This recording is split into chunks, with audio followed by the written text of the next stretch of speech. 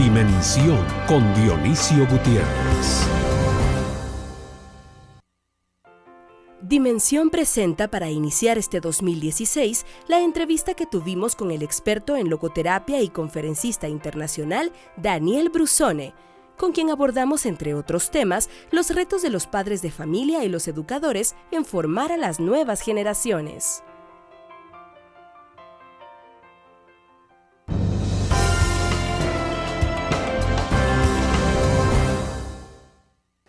Bienvenidos a Dimensión. Hoy tenemos un programa diferente, que creemos es un gran aporte para los temas que en todo caso debieran ser los más importantes para la vida, para el ser humano. Tenemos en Guatemala el privilegio de tener como visitante al doctor Daniel Brusone. Él es doctor en Filosofía y Pedagogía, profesor de la Facultad de Ciencias de la Educación de la Universidad Católica de Milán, presidente de la Asociación de Análisis Existencial y Logoterapia de Italia. Está en Guatemala invitado por la Academia de Salud Mental.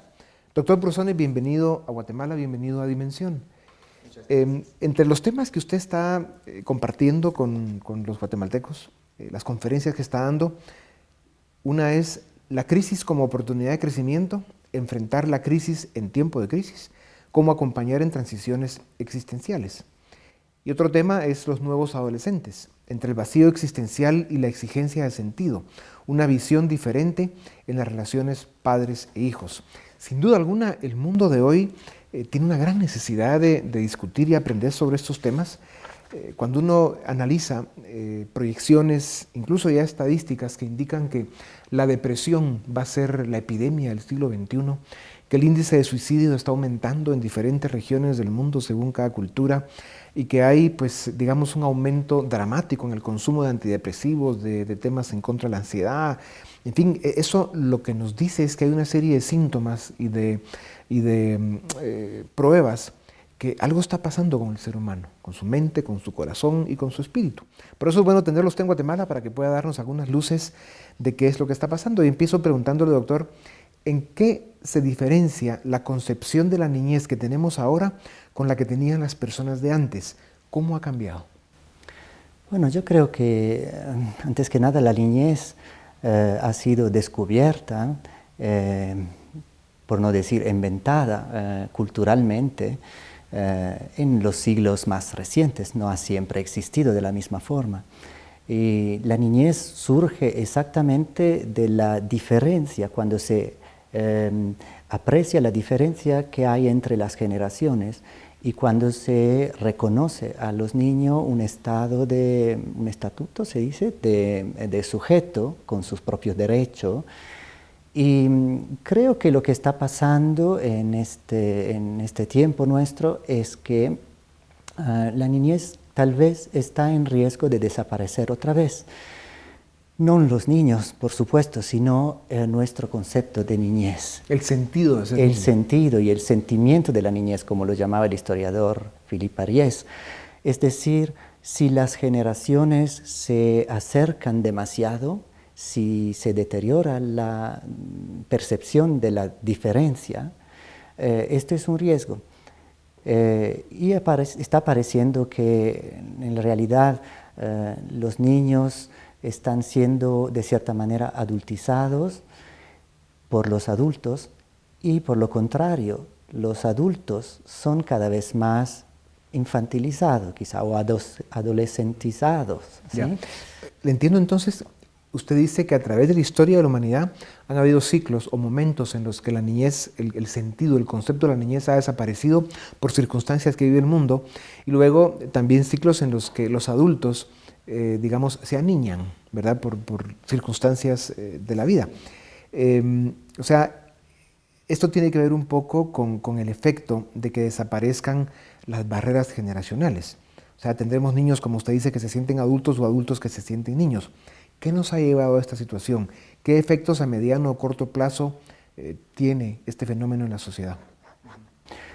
Yo creo que la sociedad en que estamos, que es una sociedad más bien del consumo, por lo menos la sociedad occidental y sobre todo la sociedad europea de donde vengo, y me parece que la sociedad del consumo tiene todo interés en dejarnos un poco en prisioneros de nuestras de nuestros caprichos, de nuestras rabietas compulsivas. Entonces el mensaje es cada vez más fuerte, es que las necesidades se deben satisfacer lo más inmediato posible. Y creo que esto impacta mucho con la actitud frente a la vida, a la existencia y al proyecto de vida que cada persona humana tiene que desarrollar, y afecta mucho en la educación, por supuesto, en la relación entre generaciones, ¿verdad? Me parece que el mensaje muchas veces a partir de las familias es que, que la cosa más importante en la vida soy yo mismo y la posibilidad de realizarme. Y este es un mensaje quizá un poco engañoso, en el sentido que las personas que crecen con la ilusión de ser el centro del mundo o de que el sentido de su vida sea realizar plenamente a sí mismo, muchas veces no llegan, no logran este objetivo, porque en realidad nosotros nos realizamos en la medida en que salimos de nosotros. Entiendo entonces que este fenómeno de que las circunstancias, la presión de los adultos tengan como efecto en los niños que desaparezca, digamos, esa etapa tan importante en la vida del ser humano que es la niñez, claro, eso limita, compromete, afecta su evolución como ser humano. Y usted está planteando que es importante el regresar a revisar esos conceptos para otra vez abrir los espacios para que el ser humano pueda ir desarrollándose según la etapa de la vida que le corresponde, y que la niñez pues sea eso, no la niñez. Y ahí pues hay que hablar muchos temas de qué valores se han perdido, el tema del consumismo, sí, la tecnología, etc. Pero relacionando estos temas a esto, que es que hoy en día los padres de los niños en áreas con cierto nivel de desarrollo tienden a sobreproteger a sus hijos. ¿Qué efectos tiene esta sobreprotección en los hijos? ¿Cuáles son los errores más comunes que cometen los padres sobreprotectores? Sí, lo que estamos viendo es que por diferentes razones, una de las cuales es, sin duda, en Europa, en mi país, la caída de la natalidad, que los niños son cada vez menos, pero esto se convierte muchas veces en una condición diferente. Los niños son menos niños. Esto quiere decir que los padres, las familias se han convertido en sobreprotectores porque la infancia le parece una edad amenazada por muchas cosas. Y la sobreprotección no conecta exactamente con la atención educativa, porque la sobreprotección, por ejemplo, impide a los niños enfrentar a las normales dificultades de la vida, a las situaciones difíciles, al fracaso, al error, a la desilusión, y el riesgo es que no logren desarrollar una resiliencia, como se llama hoy, una capacidad de enfrentar a los retos de la vida. Y de hecho vemos que hay muchos adolescentes después que consultan y que aparecen muy frágiles frente no a eventos excepcionales, sino a normales dificultades del crecer. De ahí vienen las depresiones, en fin, los estados de ánimo caídos, el suicidio, etc.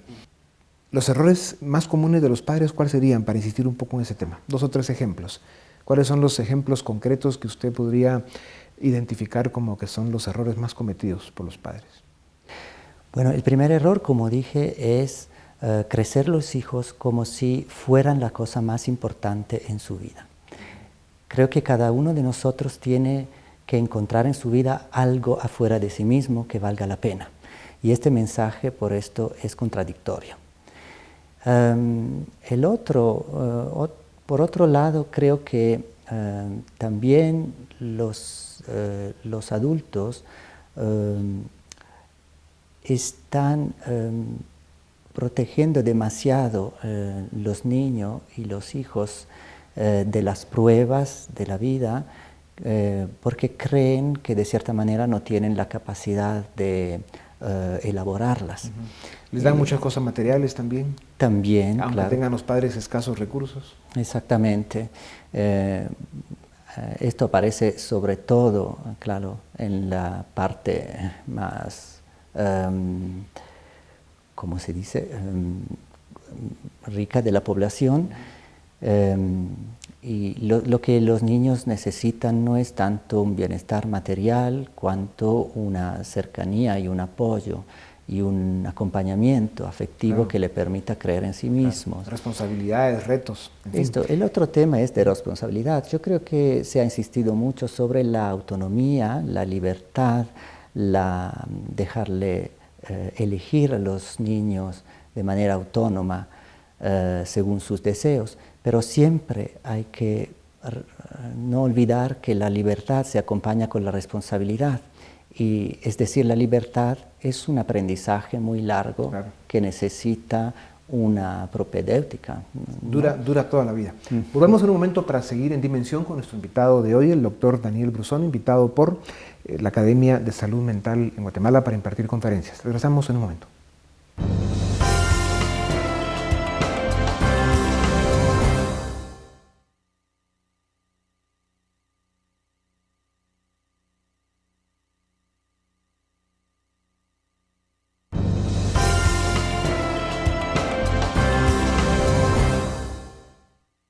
Bienvenidos, estamos en Dimensión. Nuestro invitado de hoy, el doctor Daniel Brusone, invitado por la Academia de Salud Mental para impartir conferencias en Guatemala sobre temas importantes de la vida y algo de lo que vamos a ver en un momento, que es la logoterapia.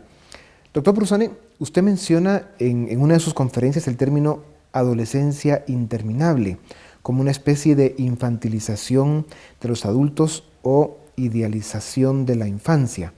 Y hablamos un poco de eso, pero denos unos comentarios más de a qué se refiere con eso y cuáles son los signos visibles de este problema. O sea, qué consecuencias tiene al final para la sociedad. Sí, la adolescencia, digamos, siempre ha sido representada como una fase del crecimiento que más o menos tenía su edad crítica, su cronología. En realidad, la adolescencia es una construcción social también. Hay sociedades en que la adolescencia no existe o no existía. Es más bien un producto de la sociedad industrial.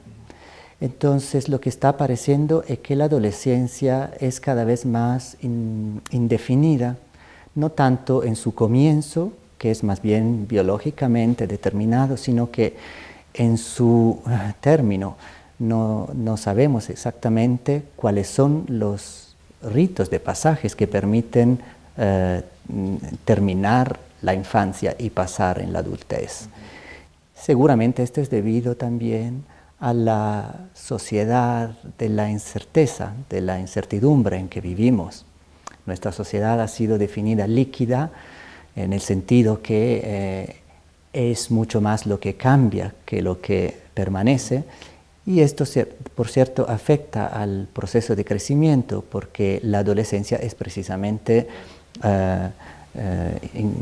¿cómo se dice?, experimentación y aprendizaje. Y aprendizaje. Sí. Y esto son características que duran toda la vida hoy. Doctor, usted dice que, y lo mencioné hace un momento, la economía de consumo, ¿verdad? Esta cultura del consumismo que se ha ido consolidando en el mundo, que está teniendo efectos claramente negativos y tiene una especie de interés en mantenernos niños, dice usted, al servicio del placer y de los impulsos. Hablemos un poco más de eso porque es un tema importante, sobre todo en un país donde hay pobreza, tanta pobreza como en el nuestro, y donde el acceder a las cosas materiales es difícil. En fin, y hay tantas contradicciones, desigualdad, etc. Háblenos un poco de esto. Sí. Por supuesto, por lo que veo en Latinoamérica, quizá las diferencias, las distancias entre niveles de la población son mucho más grandes, ¿no? Pero seguramente en la sociedad del consumo nos impide, de cierta manera, lograr el objetivo de una madurez afectiva y existencial, porque hay un paso que tenemos que dar en el proceso de crecimiento desde las necesidades. Por supuesto que un niño desde sus primeros días necesita cuidado y necesita satisfacer algunas necesidades primarias, pero el paso verdaderamente educativo es que las necesidades puedan desembocar en un deseo, en un proyecto.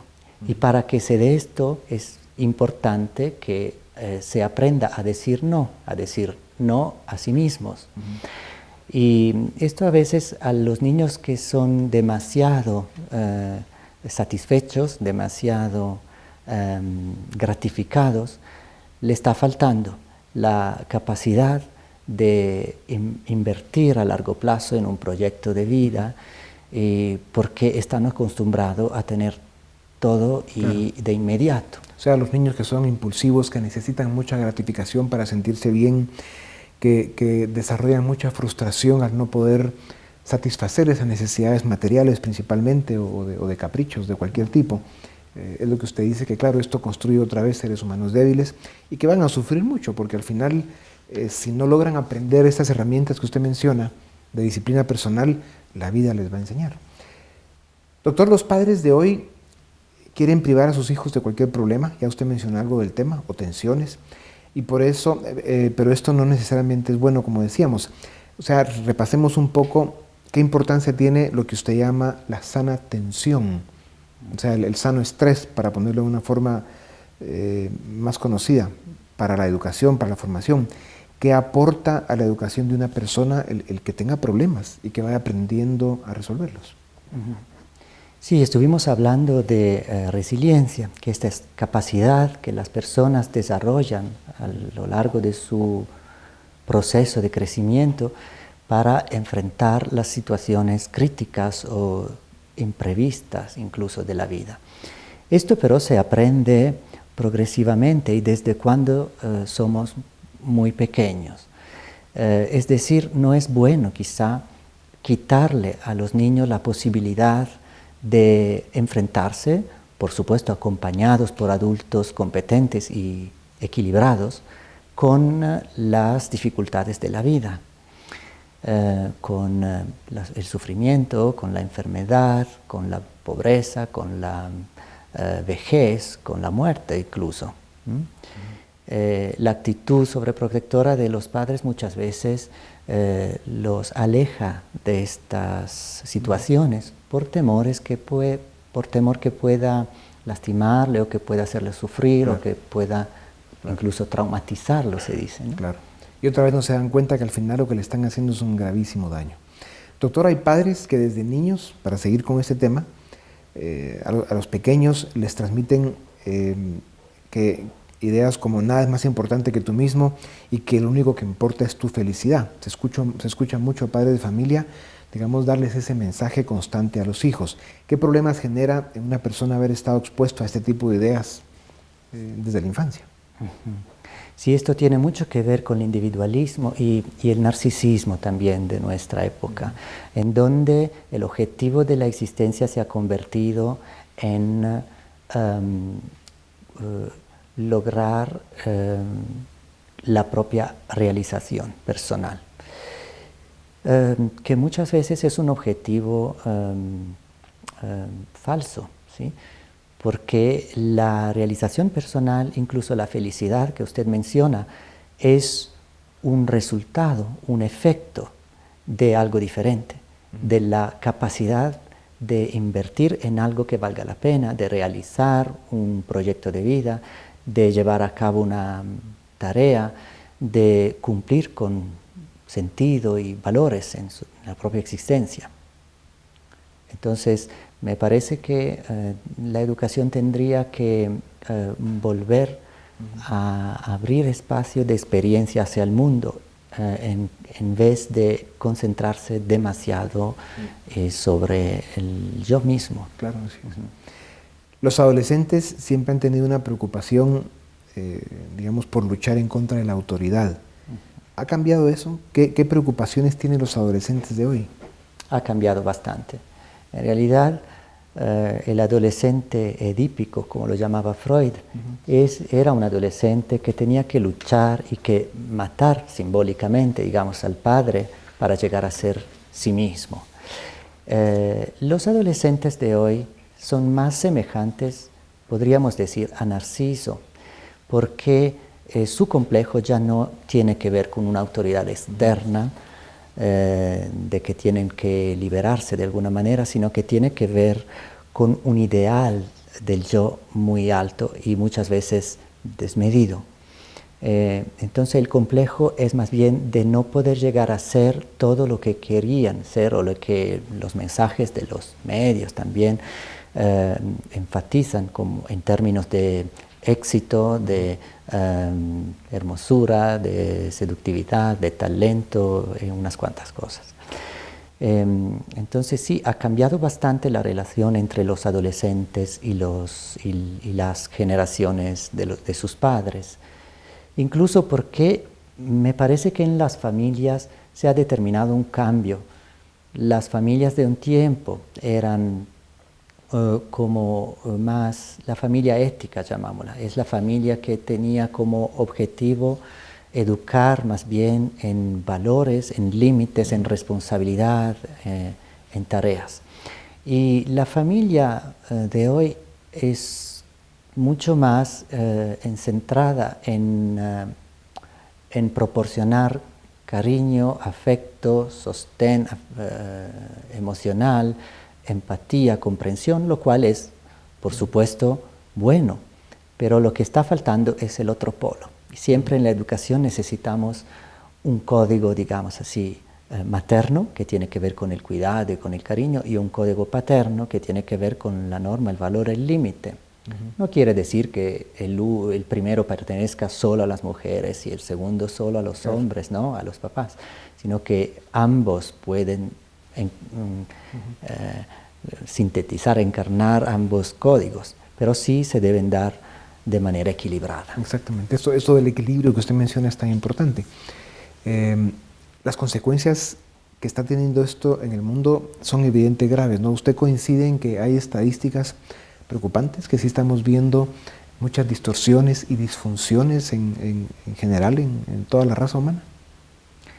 Sí, bueno, creo que hay una emergencia más bien antropológica, digamos, respecto a lo que nosotros pensamos ser como ser humano y respecto a lo que es el sentido y el fin, por último, de la vida, de la existencia. Esto está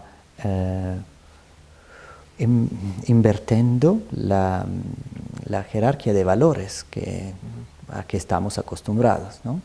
Si ponemos en primer lugar el yo, por supuesto, la historia va por otro camino. Y ahora vemos ya que el paradigma en que estamos involucrados tiene ciertas faltas bastante graves.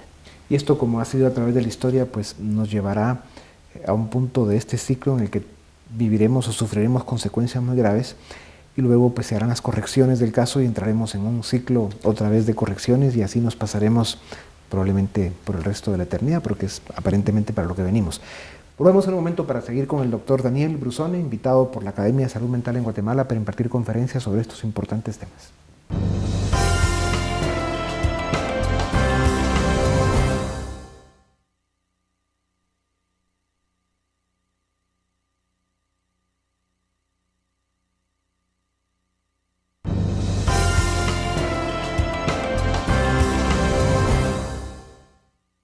Bienvenidos, seguimos en Dimensión con nuestro invitado especial, el doctor Daniel Brusone, invitado a Guatemala por la Academia de Salud Mental.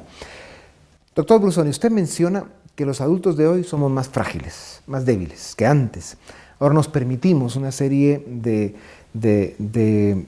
digamos, lujos que nos hacen eso, ser más débiles y más frágiles. ¿A qué se refiere con esa afirmación? Creo que nosotros somos más frágiles porque estamos en un tiempo en que la incertidumbre ha crecido mucho y nos cuesta más atravesar ese tiempo de crisis permanente, podemos decir, de cambios repentinos y continuos, y encontrar una consistencia, una identidad estable como podría ser en el pasado quizá. Sin duda esto no va a cambiar rápidamente. Tendremos que aprender actitudes, herramientas para seguir estando en la crisis, pero buscando alguna forma que pueda permitirnos atravesar la crisis. En este sentido creo que el mundo de la adultez y las instituciones que lo representan, la escuela, la familia, el Estado, incluso la política, tal vez no tengan la coherencia que a los jóvenes les sirve para inspirarse y para desear llegar a ser adultos. Aquí hay un tema de sucesión generacional también. O sea, ya hoy tenemos adultos en los 20, 30, 40, que son hijos de padres que los educaron, digamos, con estas disfunciones o debilidades que usted está mencionando, ¿no? Hubo sobreprotección, hubo un mensaje de que lo más importante era el yo y el ser felices y el resolver todos sus problemas, y les facilitaron realmente todo esto y crearon, pues, adultos de hoy débiles y frágiles. Y claro, la pregunta que hay que hacerse es qué tipo de niños van a tener y educar estos adultos que ya vienen con esa debilidad estructural. Y por eso decíamos que al final pues vivirá un ciclo de la humanidad donde se den estos fenómenos con más evidencia o con más efectos negativos que al final pues tendrá consecuencias, que tendrán altos costos y habrá que corregirlas porque la vida sigue siendo la misma y hay que enfrentarla de muchas maneras. Doctor, pasando a otro tema, ¿a qué se debe que a pesar de que ahora estamos más conectados, como le llaman, tendemos a sentirnos más solos y aislados frente a la vida? ¿Cómo se puede enfrentar ese aislamiento? ¿Qué correcciones debemos hacer? ¿Y qué consecuencias está teniendo esto para la humanidad? Sí, por supuesto que los medios de comunicación y la tecnologización de la vida ha mudado muchísimo las condiciones de la comunicación humana. A partir de las familias mismas. Entonces, y esto es un fenómeno, creo, inevitable. No podemos ni tampoco demonizar la tecnología y los medios de comunicación, pero sí esto requiere un suplemento de concientización, de conciencia en el uso que se hace de los medios y de la tecnología. No cabe duda que las personas en la sociedad de masa están mucho más, paradójicamente, se encuentran mucho más solas y aisladas, y esto le procura más dificultad en enfrentar las normales dificultades de vivir. Creo que se necesita volver a hacer un buen trabajo de comunidad, restablecer las redes, las primarias y las secundarias, que muchas veces se han deteriorado mucho, las familiares, pero también el vecinato, y volver a invertir también en la educación, en experiencias solidarias, que es lo que muchas veces le falta a los muchachos que están creciendo en esta sociedad. No tienen experiencia de lo que quiere decir pertenecer y dedicarse. Por eso usted mencionaba hace un momento el concepto del narcisismo, ¿no? O sea, las personas que se fijan mucho en sí mismas y que lo más importante para ellas es el mismo o ella misma, y esto es un problema muy grave. Revisemos un momento qué efectos tiene este fenómeno en la vida de las personas. O sea, este nivel tan desbordado de narcisismo que está, digamos, aumentado por el mundo de hoy, ¿no? El consumismo, la forma en que se usa la tecnología y esa búsqueda constante de satisfactores y de gratificaciones, ¿no? Y que al final, como tiene que ser, no van a lograr encontrar lo que buscan porque ese es el camino equivocado. Pero ¿qué efectos tiene este fenómeno al final en la raza humana? Exactamente. El problema es que el narcisismo no concede lo que promete. Es decir, la búsqueda de sí mismo es una búsqueda destinada a fracasar. Hay una frase del filósofo Kierkegaard que se me ocurre, que decía que la puerta de la felicidad siempre se abre hacia el exterior. Cuanto más la atraímos hacia nosotros, terminamos por cerrarla. Y esto es, fin y al cabo, el problema del narcisismo. El narcisismo de nuestra época nos promete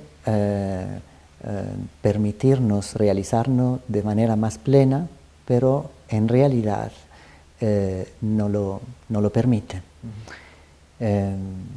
Habría que hacer una contracultura, de cierta manera, empezando por las familias, la escuela y todos los lugares educativos, para que el mensaje sea otro, que el hombre, el ser humano encuentra su plena realización en la autotrascendencia, o sea, en salir hacia el mundo y encontrando en el mundo las tareas, los objetivos y los valores que merecen la pena. Seguro.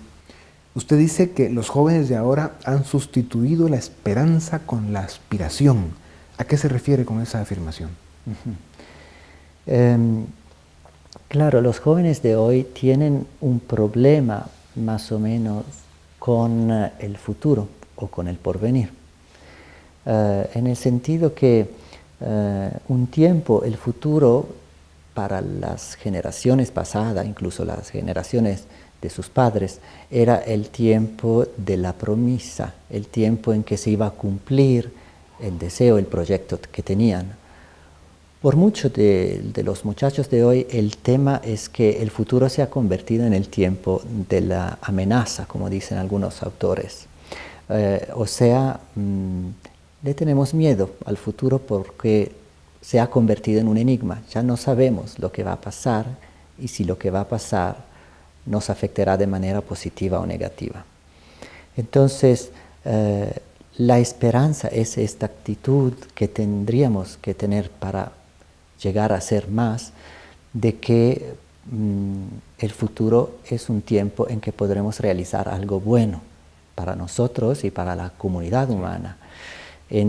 La expectativa es algo mucho más reducido, algo mucho más individual quizá.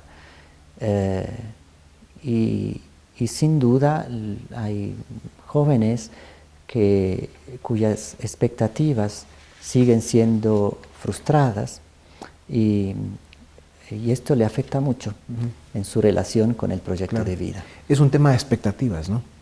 O sea, tenemos a los jóvenes de hoy que invadidos por toda, digamos, el mercadeo del mundo, por lo que enseñan, digamos, las películas, las series, por la misma tecnología, ponen un nivel tan alto a las expectativas que esas aspiraciones se convierten en frustraciones, ¿no? y pierden el camino, ¿no? Y ahí se desarrolla el narcisismo y todas estas cosas.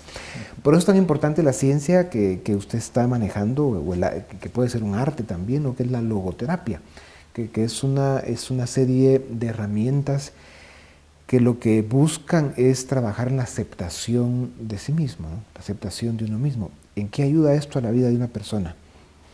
Sí, en realidad la logoterapia es una terapia a través de la búsqueda del sentido. En este sentido se llama logoterapia, de logos, que no quiere decir simplemente palabra o discurso, sino sentido. Y ha sido fundada por el psiquiatra Viktor Frankl, que ha sido muy famoso como sobreviviente de los campos de concentración durante la Segunda Guerra Mundial y como autor del famoso bestseller El hombre en busca de sentido. La logoterapia tiene exactamente la tarea de acompañar a las personas que se encuentran en momentos de desorientación existencial o de crisis en reencontrar un sentido, es decir, una dirección hacia que construir la propia existencia. Y la aceptación muchas veces, incluso la aceptación del límite, es una de las condiciones que nos permiten proyectarnos después. ¿Cuáles son los ejercicios prácticos que se hacen en la logoterapia para lograr estos objetivos? La logoterapia es una terapia que, bueno, como todas las terapias más o menos, interviene a través del diálogo, de la conversación.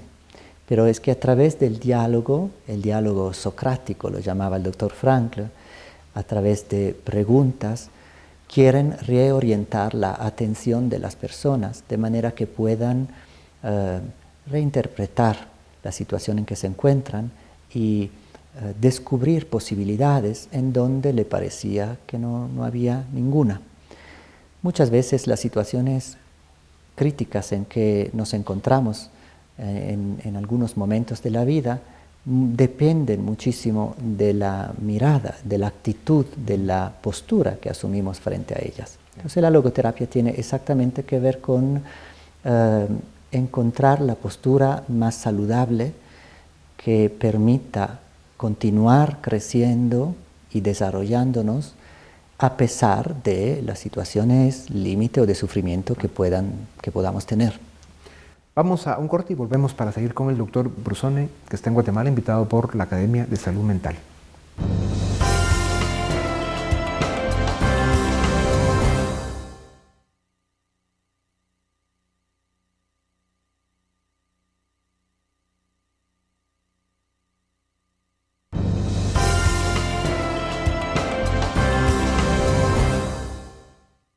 Bienvenidos, seguimos en Dimensión con el doctor Daniel Brusone, invitado por la Academia de Salud Mental en Guatemala. Doctor, en una conferencia que dio, usted decía que se ha perdido el sentido de diferencia entre generaciones, que se ha reducido la distancia entre las generaciones.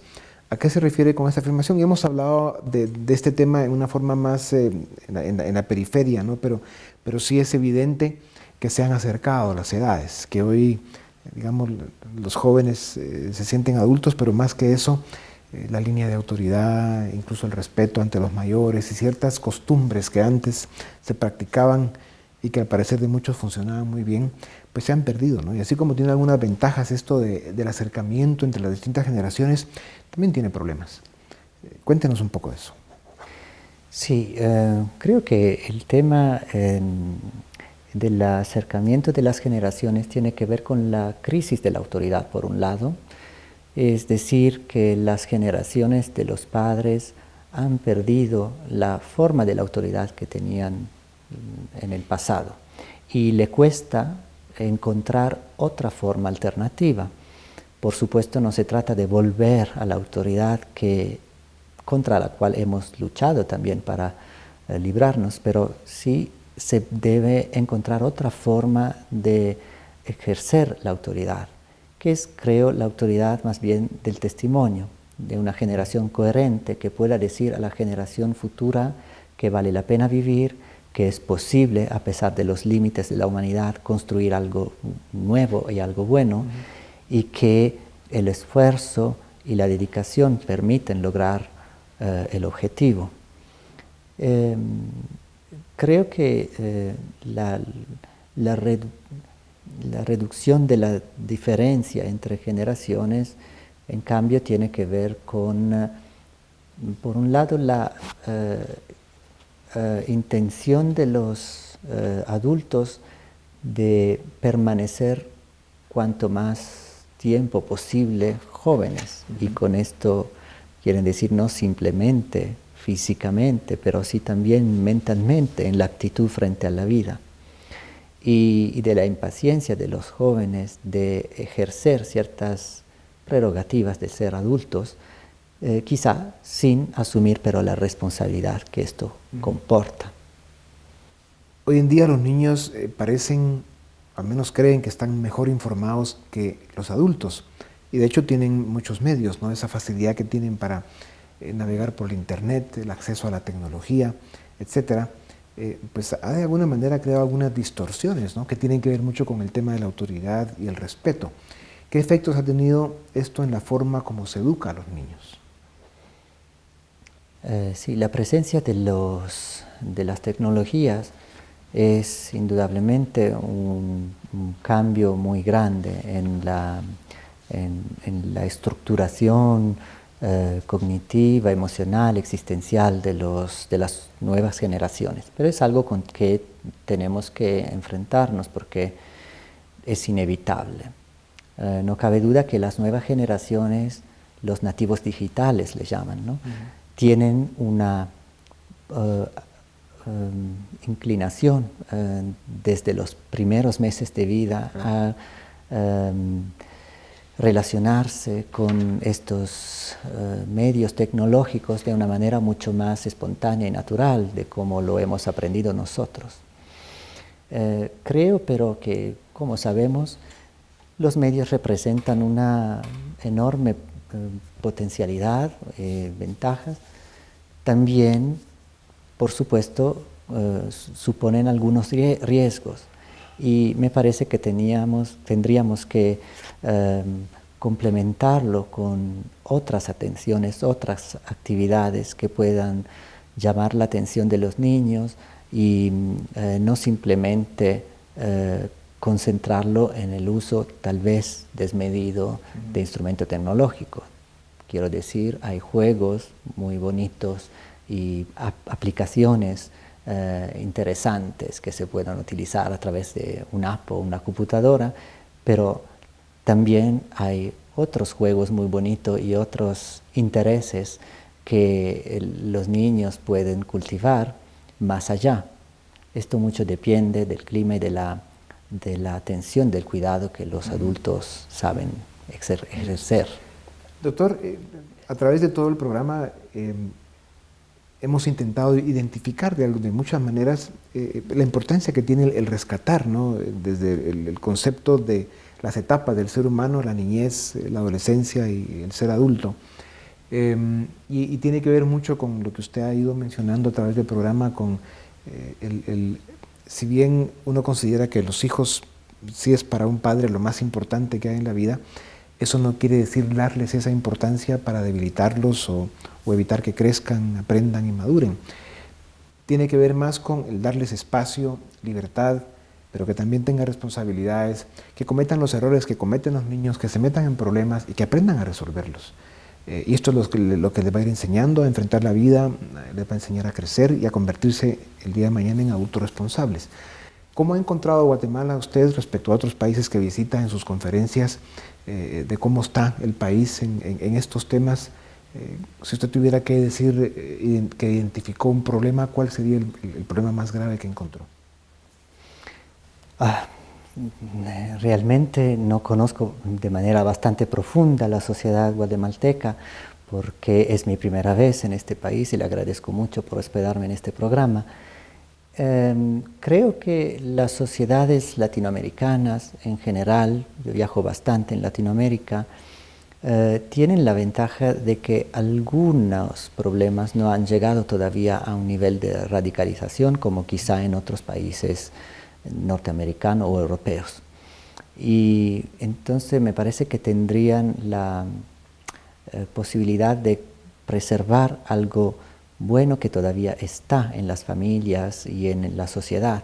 La voluntad de compartir, la actitud solidaria, la capacidad de valorar lo que es más afectivo y lo humano en general, que me parece se está perdiendo en muchas sociedades más progresado, tecnologizadas. Pero la tendencia de América Latina es la misma que el mundo desarrollado. Seguramente. Es una tendencia que va a llegar en cualquier punto del planeta porque la globalización es esto. Lamentablemente, con sus ventajas, lleva también modelos disfuncionales o universaliza problemas que antes eran de algunas sociedades. Y seguramente algunas tendencias se ven también en las sociedades de Latinoamérica. No sabría, pero cómo aconsejarle en el sentido que no conozco exactamente los problemas de la sociedad guatemalteca. No, creo que los tiene identificados porque efectivamente Guatemala como un país latinoamericano tiene muchos de los problemas que usted encuentra en el resto de esta parte del mundo y algunos más. En todo caso, lo importante es el tener estas discusiones, el escuchar sus conferencias que sin duda alguna está compartiendo temas que son de suma importancia. Insistir en lo que usted mencionó en algún momento, ¿no?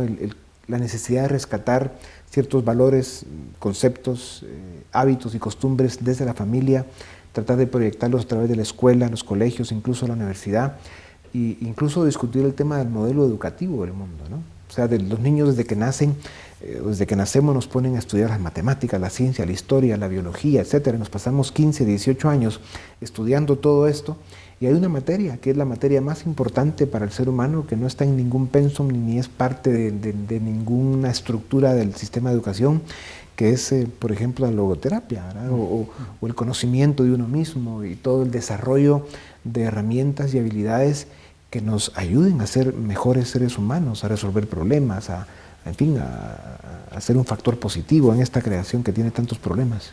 El tema de la logoterapia en educación es el tema de la conciencia. Hemos tenido una educación tradicionalmente muy centrada en transmitir conocimientos, por no decir normas, valores, etc. Pero ahora sí estamos frente a un desafío nuevo, porque la información está mucho más disponible respecto a un tiempo, y lo que nos hace falta es madurar una conciencia, un sistema como una brújula interior que permita a las personas orientarse en un mundo que está siendo cada vez más complicado, complejo y difícil a interpretar. Entonces, lo que sí la educación tendría que lograr es un mayor sentido crítico, una mayor capacidad de pensar, no solamente de conocer, y una capacidad de elegir de manera responsable e independiente. Lo fascinante de esta creación en la que vivimos es de que cada día, o una de las cosas fascinantes, cada día se escucha a más científicos llegar al consenso de que los jóvenes y sobre todo los niños de hoy en día en el mundo, en algún momento de su vida, bastante más adelante, van a incluso a llegar a tener relación con extraterrestres. La cantidad de descubrimientos que se han hecho en los últimos 24 meses nada más, de la cantidad de estrellas y galaxias que hay ahí arriba, y de condiciones para que sin duda alguna haya habido vida o habrá vida en muchos de esos lugares, pues sí nos dice de que los desafíos que nos vienen como especie a los humanos son extraordinarios, y va a ser importante que vayamos desarrollando todas estas herramientas y habilidades para cuando tengamos que interactuar incluso con extraterrestres. Por eso es tan importante el apurarse en estos caminos. Doctor, un gran gusto. Muchas gracias. Felicidades, gracias por compartir todo este conocimiento que es tan importante, y con ustedes volvemos la próxima semana. Gracias por haber estado con nosotros una vez más. Los dejamos con Dimensión Redes.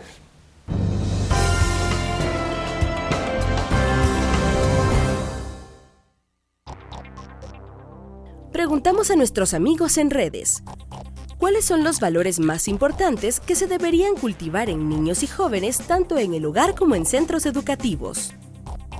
Lenina García dijo, considero que es la dignidad, por ser la cualidad de asumirnos como seres humanos, respetando la integridad propia, la de los demás y del ambiente. Si la familia y la escuela desde los primeros años cultiva en el niño y niña el respeto a sí mismo, será consciente del valor de su vida y la de los demás, evitando así cualquier acción que atente contra el bienestar del otro, y le dará la capacidad para luchar por un mundo, país, comunidad con justicia, con igualdad para todos y todas. K.R. Apa comentó: el respeto, cortesía, compasión, responsabilidad, laboriosidad, puntualidad, compromiso. Kevin Osvaldo Gómez Castellanos agregó: la honestidad.